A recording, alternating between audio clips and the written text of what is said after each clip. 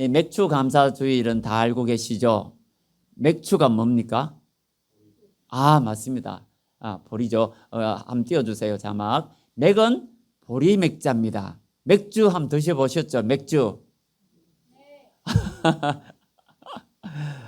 저는 솔직히요, 이 맥주를 먹어보니까 쓰더라고. 저는 세상 일할 때도 목회하기 전에 술을 이렇게 회식 자리에 술을 먹으라고 줘요. 그럼 맥주는 쓰고 소주는 더 써. 나는 못 먹겠더라고. 입에도 안 맞고 사실은. 근데 이 선거를 사람들이 먹나?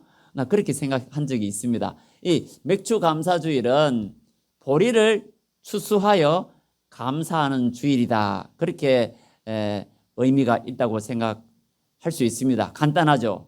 이름 그대로 맥주, 보리를 추수하여 감사하는 주일. 그래서 뭡니까? 맥주 감사 주일. 이 특별히 맥주 감사 주일은 보리는 이맘때 추수를 한답니다.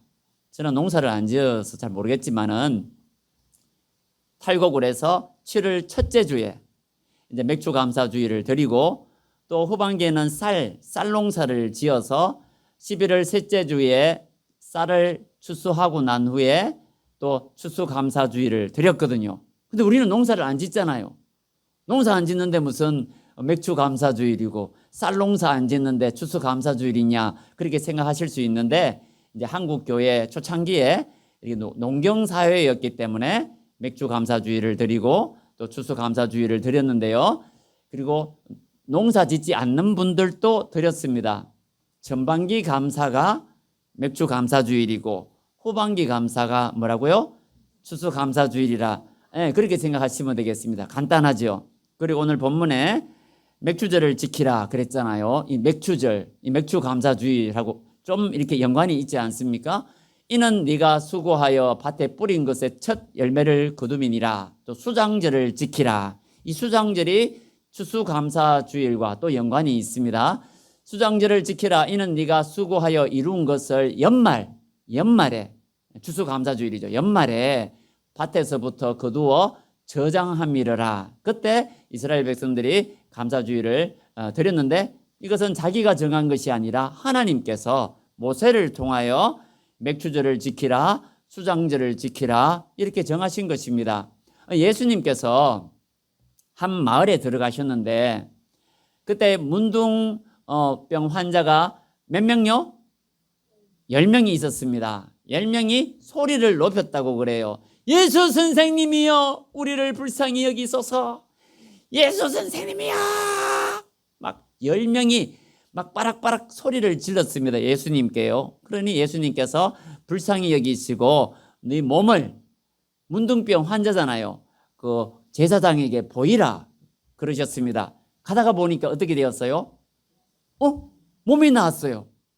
문둥병, 막 온몸이 그냥 문둥병이 걸렸는데 깨끗하게 나았어요. 얼마나 기뻤겠습니까? 제가 생각을 해보니까 덩실덩실 춤을 췄던 것 같아요. 춤을 췄을 것 같아요. 좀 내성적인 사람은 어머 내 병이 나았네 이러겠고, 또 다혈질이고 활발한 성격은 그냥 미친 듯이 와 내 병이 나았다, 내 몸이 깨끗해졌다 막 그러지 않겠어요? 그런데 오늘 성경 본문에 보면 15절에 보면 그 중에 한 사람이 자기가 나은 것을 보고 큰 소리로 하나님께 영광을 돌리며 돌아와 16절에 어떻게 했다고요? 예수의 발 아래 엎드려 감사하니 그는 사마리아 사람이라. 17절에 이런 말씀을 하십니다. 같이 읽어보겠습니다. 예수께서 대답하여 이르시되 10사람이 다 깨끗함을 받지 아니하였느냐? 그 9은 어디 있느냐? 예수님 이렇게 말씀을 하셨습니다. 10명이 다 나았지 않느냐? 한 사람이 돌아왔잖아요. 예수님이 돌아오라는 말을 한 것은 아니거든요. 그냥 제사장에게 네 몸을 보이라. 이 몸이 나았어요. 너무나 기뻤어요. 덩실덩실 춤을 추면서 기쁘다, 즐겁다, 친구야 막 부둥켜 안고 막 난리가 나지 않았겠어요? 우리 병이 나았다, 친구야. 우리 집에 가야 되겠다. 우리 각시를 만나야지. 우리 부모님을 만나야지. 엄마, 내 병이 나았어. 막 그러면서 그러면서 엄마한테 달려가고 그러지 않았겠어요? 너무너무 기뻐서. 그런데 한 사람은 어떻게 했다고요? 예수님께 돌아와서 발 아래 어떻게 했다? 엎드렸다. 감사했다는 것이죠. 그런데 놀라운 말씀을 하셨습니다. 19절 같이 읽어보겠습니다. 시작. 그에게 이르시되 일어나 가라. 네 믿음이 너를 구원하였느니라 하시더라. 가라, 일어나 가라. 네 믿음이 너를 구원하였느니라 하시더라. 예수님께서 감사를 했는데 네 믿음이 너를 구원하였느니라. 감사를 했는데 네 믿음이 너를 구원하였느니라. 그럼 9명은 감사 안 했잖아요. 그런 것을 봤을 때 구원을 아마도 못 받았을지 않을까. 감사는 믿음이 있어야 감사할 수 있습니다. 예수님께 믿음이 없으면 감사를 사실은 못해요. 하나님께 감사를 못합니다. 믿음이 있어야만 감사를 할 수 있어요. 다니엘 6장 10절에 보면 다니엘이 전에 하던 대로 하루 3번씩 무릎을 꿇고 기도하며 그의 하나님께 어떻게 했다고요? 감사하였더라. 그의 하나님께 감사하였더라. 무릎을 꿇고 기도하며 하루 3번씩 어떻게 해요? 전에 하던 대로 하루 3번씩 무릎을 꿇고 기도했는데 어떻게 하였다고요? 하나님께 감사하였더라. 기도를 했는데 특별히 감사하였더라 그러셨거든요. 왜냐하면 그 기도하면 한 달 동안에 왕 외에 다른 신에게 기도하면 사자굴에 집어넣는다고 했는데도 불구하고 감사하며 기도를 했습니다. 사자굴에 들어갔어요. 근데 하나님께서 건져주시고, 왜냐하면 감사하니까, 기도하며 감사하는 사람을 하나님께서 건져주시고, 또 다니엘을 고발하여 그렇게 집어넣은 사람이 대신 어떻게 됐다고요? 대신 사자굴에 들어갔다. 그런 내용의 말씀이 있습니다. 그런데 어느 목사님께서 이런 이야기를 하시더라고요. 우리 교회 옆에 여기 담벼락에 옛날에 한 사람이 남자분이 술 드시고 화단 옆에 어떻게 하신 분이 있다고요? 오줌을 누신 분이 있어요. 우리 김원자 사모가 그래요. 이상하다. 담벼락에 여기 오줌 자국이 있다. 그래서 CCTV를 한번 쭉 돌려보니까 어떤 아저씨가 오줌을 누시는 거예요. 오메 근데 한 번은 그것을 봤네. 여기다 오줌을 누세요. 그러니까 뭐라 했더라? 뭐 급해서 그랬다든가 하여튼 그런 적이 있어요. 도저히 안 되겠어요. 오줌을 넣은 자리에 계속 놔요. 계속 놔. 그래서 안 되겠다 싶어서 여기 옆에 화분을 보시죠. 화분을 갖다 놨네. 그랬더니 이제 오줌을 안 사시더라고요. 밤마다 사람 없을 때 오줌을 누시는 것 같아요. 너무 답답해서 이게 전등을 하나 달까? CCTV를 하나 달아야 되나? 어떻게 해야 되나? 그리고 고민한 적이 있습니다. 근데 모사님께서 어떤 이야기를 하시냐니까 모사님이 오줌을 누셨다는 이 가정 오줌을 누셨어요. 성도님이 봤습니다. 이제 성도님이 뭐라고 말을 하겠습니까? 어머 목사님 미쳤나 봐. 목사님이 오줌을 다 사시고 미쳤나 봐. 그 옆에 있는 듣는 분이 아니야 목사님 아닐 거야. 그럴 리가 없어. 아니야 맞아. 머리가 대머리고 눈썹이 시커멓게 해갖고 양복을 입고 틀림없이 목사님이야.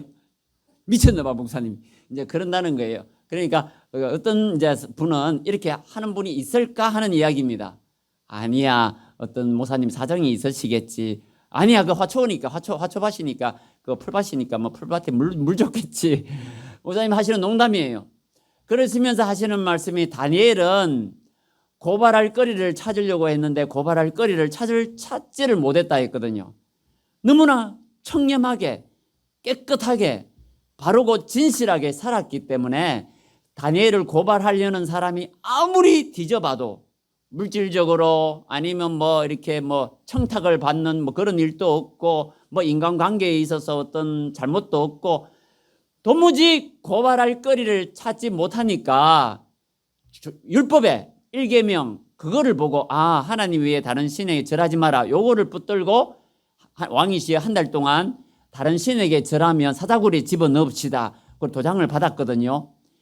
오죽 못 찾았으면 그리 했겠냐. 탈탈 털어보려고 다니엘을 털고 털어도 털 게 없었다. 오늘날 목사님들이 털고 털어도 틀릴 것이 없었더라면, 그렇게 목사님이 진실하게 살았다면 담벼락에 오줌을 싸도 뭐 목사님 무슨 사정이 있어서 그렇겠지, 그렇게 생각을 하겠지만은, 그렇게 못 살다 보니까 이 사기꾼 목사라 그러고, 목사에 대해서 나쁘게 이야기하고, 조금만 허물이 있으면 그냥 목사님 비방하고 그렇게 한다는 그 목사님 이야기를 듣고 진짜 바로 살아야 될 필요는 있다, 그런 생각이 들었습니다. 그러나 또 한편으로는 사람들이 나쁜 면만 보는 측면이 있어요. 어두운 부분만 봅니다. 상대방의 장점도 많은데 장점은 다 빼고 단점만 이야기하고 단점만 말하기를 좋아한다는 것입니다. 감사하지 못하고 그저 어떻게 하든지 허물만 잡으려고 하는 그런 인간의 본성이 또 있다는 것을 또 우리가 알 수가 있습니다. 마태복음 15장 19절에 같이 읽어보겠습니다. 시작. 마음에서 나오는 것은 악한 생각과 살인과 간음과 음란과 도둑질과 거짓 정언과 비방이니. 그 마음에, 예수님 하신 말씀입니다. 악한 생각 뭡니까? 살인, 간음, 막 음란, 도둑질, 거짓 정언, 비방, 7가지죠. 비방하고 막 쑥덕거리고 막 나쁜, 이 사람의 마음에서 아담의 이 후손들은, 아담의 자손들은 이 타락했기 때문에 그렇다는 것입니다. 그러니까 10명 중에 1명만 돌아왔잖아요. 자기 병이 다 나았어요. 그러면 다 돌아와야 되는데 10명 중에 몇 명? 1명만, 한 10%. 감사를 다 못한다는 겁니다. 하나님께 다 감사하지 못하고 한 10분의 1 정도만 감사할까 말까. 하나님이 은혜를 베풀어 주셔서 병이 낫게 하시고 물질의 복을 주시고 잘 되게 해 주셔도 진짜 하나님께 감사할 수 있는 분은 잘 없다는 것입니다. 그렇기 때문에 하나님께서 이렇게 맥주 감사주일, 우리 한국 교회에서도 추수 감사주일, 감사를 안 하니까 매주일 감사를 드려야 되는데 특별히 감사할 줄 모르니까 이렇게 날짜를 정해서 그날을 기억해서 요 날만큼은 좀 감사하자, 요 날만큼은 좀 감사하자 해서 이 절기를 만들었다고 저는 그렇게 믿습니다. 저도 마찬가지잖아요. 감사주일이 없으면 잘 감사하기 싫어해요.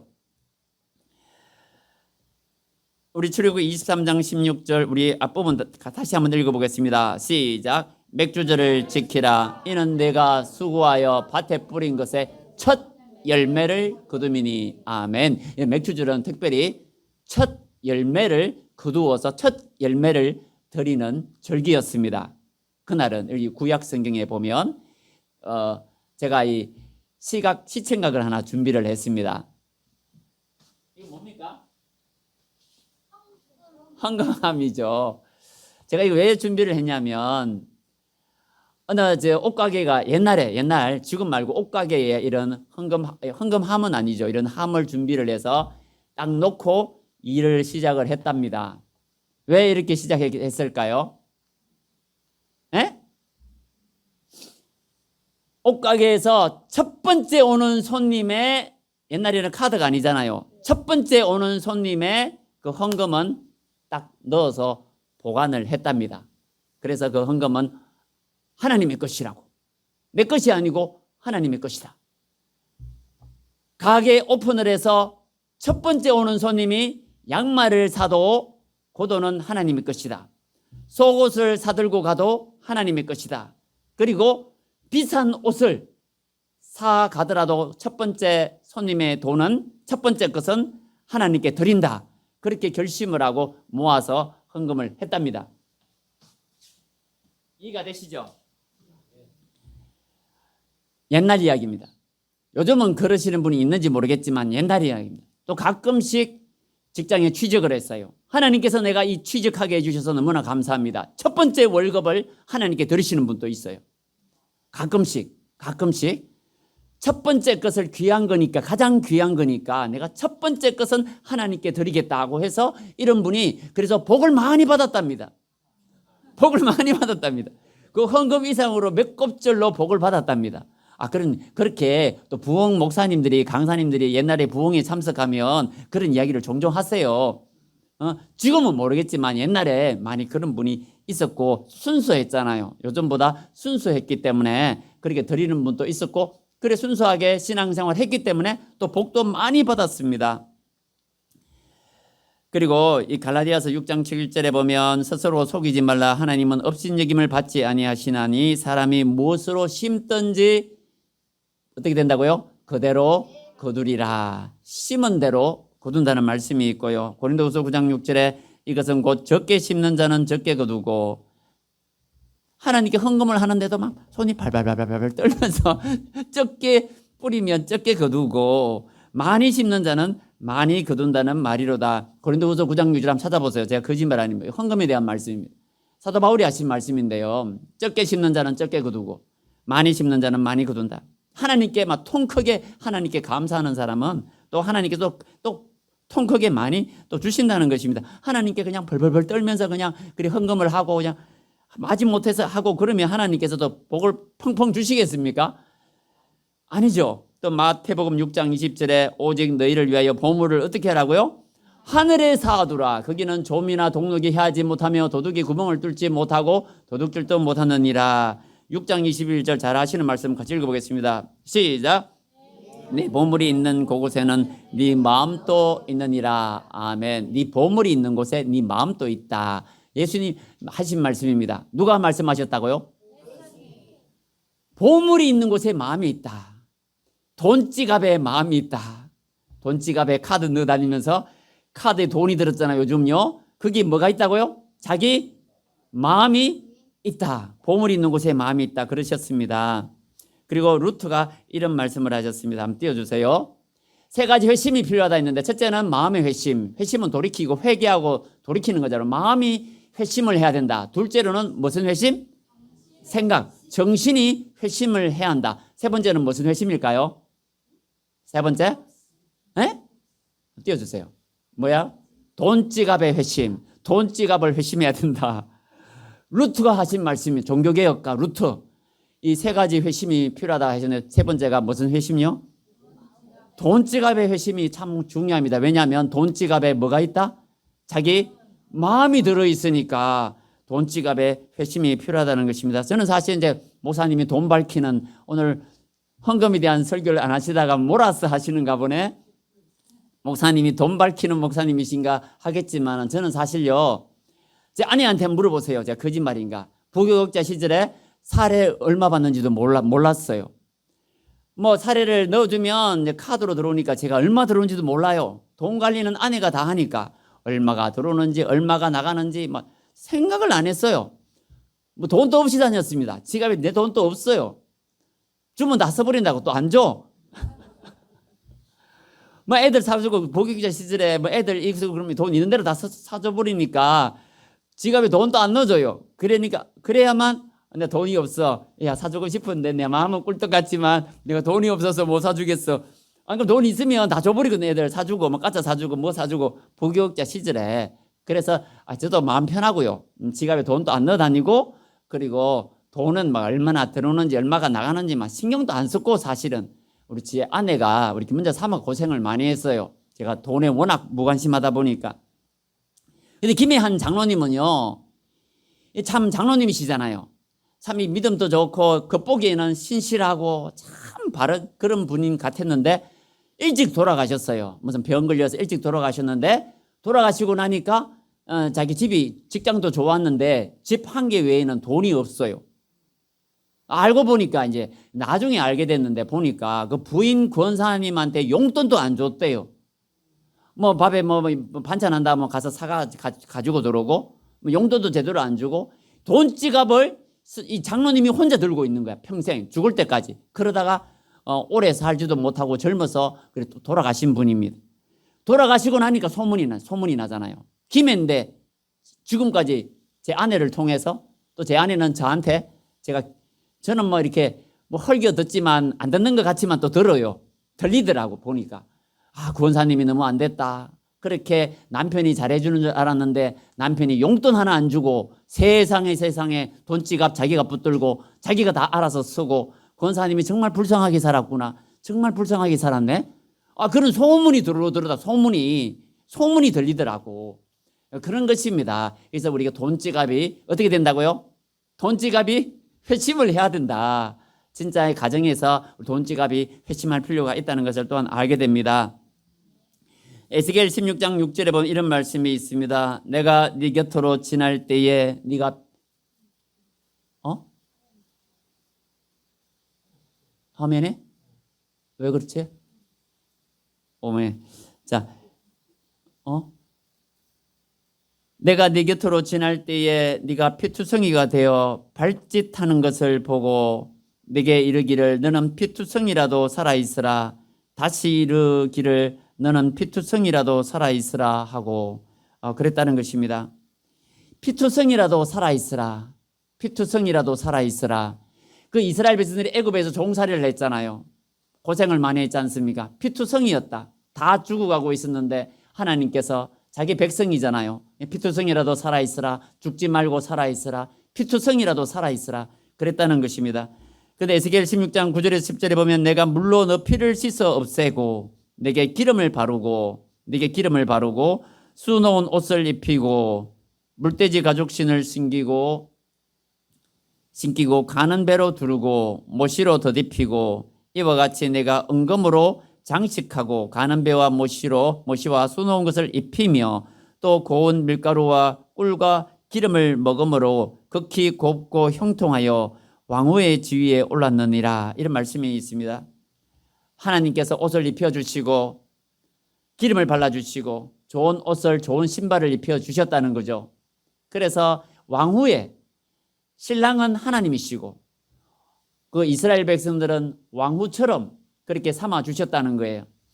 그런데 네가 어렸을 때 벌거벗은 몸이었으며 피투성이가 되어 발짓하던 것을 기억하지 아니하고 네가 모든 가증한 일과 엄난을 행하였느니라. 하나님께서 그렇게 말씀을 하셨습니다. 피투성일 때 건져주셨는데 그 하나님의 은혜를 잊어버리고 좋은 옷을 입혀주고 이쁘게 꾸며주고 잘 먹여주니까 윤기가 나고 그러니까 뻔들이 살면서 오히려 하나님이 입혀주신 옷을 입고 하나님이 주신 그것을 가지고 컴퓨터 껐다 켜면 그러면서 오히려 바람이 났다는 것입니다.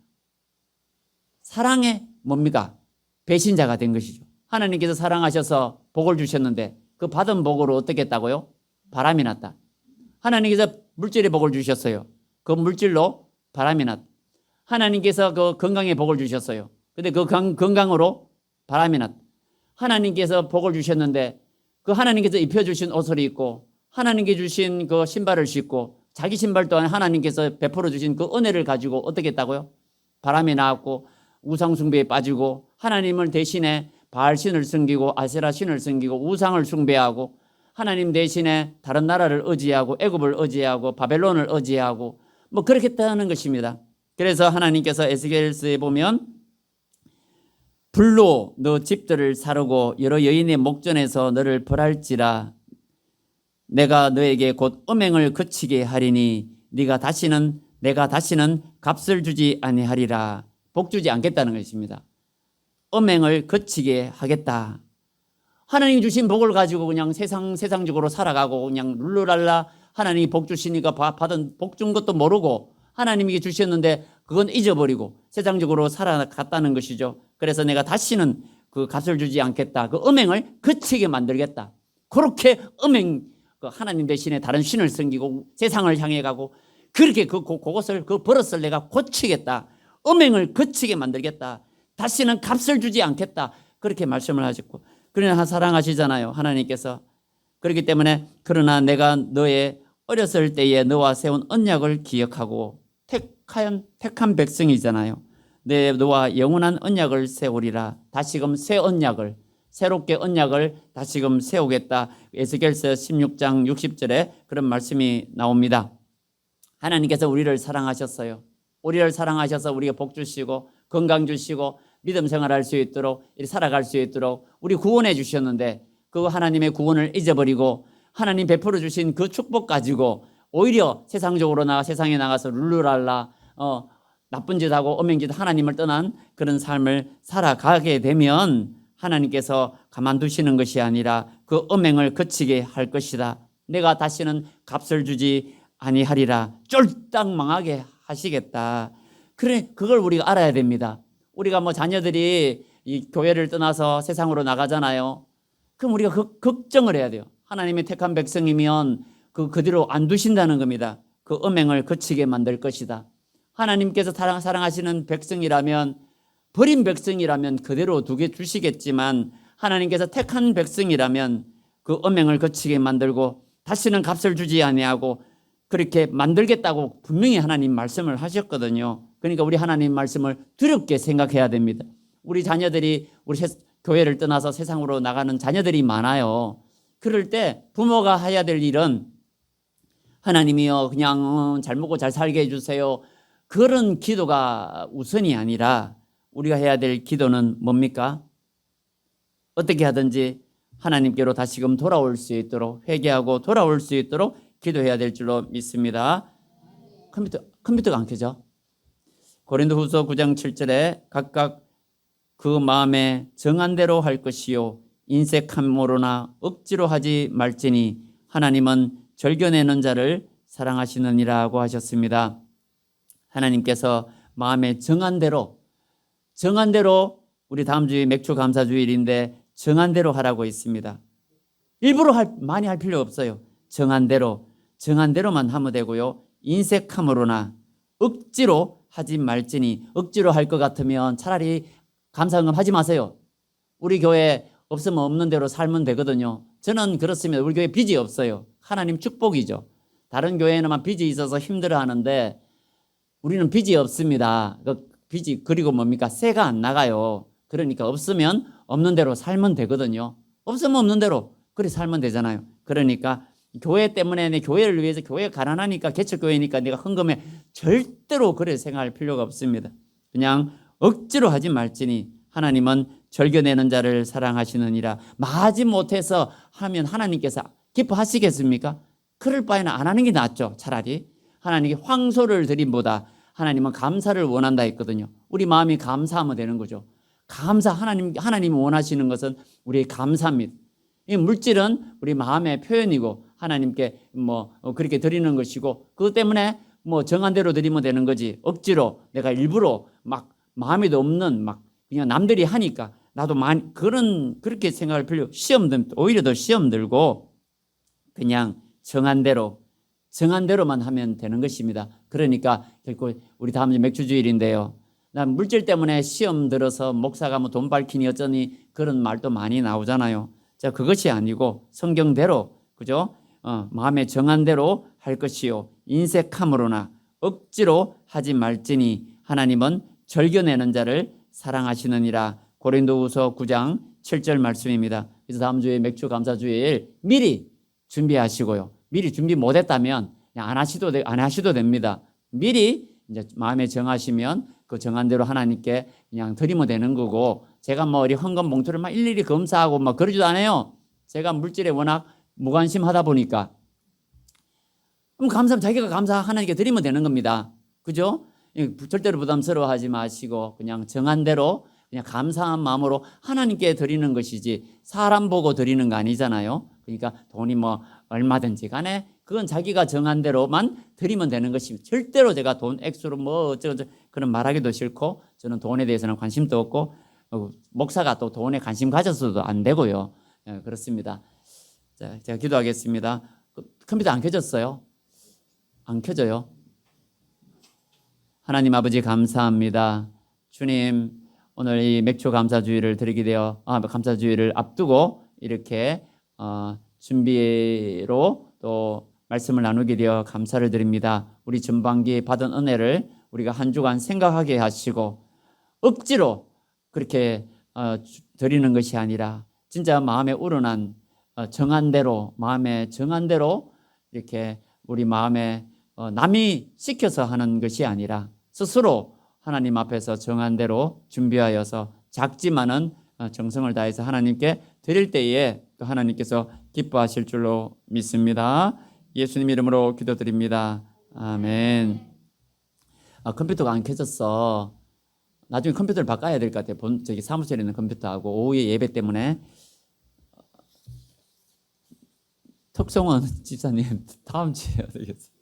한 주 다 밀리는 걸로 하겠습니다. 한 주 밀리는, 그렇게 하겠습니다. 찬송가 568장, 568장.